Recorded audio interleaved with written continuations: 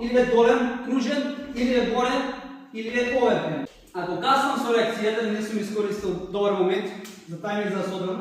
Мала доле, тогаш идам дефанзивно. Бегам со ставот од спротивна насока, што не е баш идеално, зашто му доаѓам близко на другиот. Ама сепак, дефанзивен тајминг.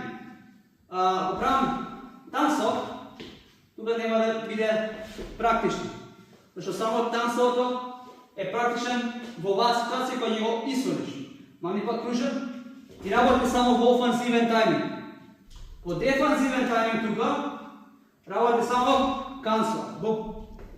Ако наоде во второ ниво, во линија на рамо, дефанзивно, тогаш можам да искористам тансо, зашто можам да го фатам на зглоб, не на лап.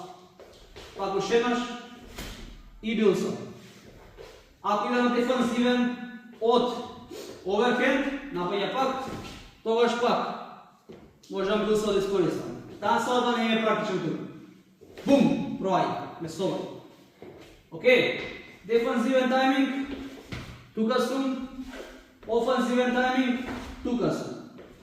Рамо ниво, офанзивен тајминг е тука, дефанзивен тајминг е тука. Доле, офанзивно, бум, доле дефанзивно, бум.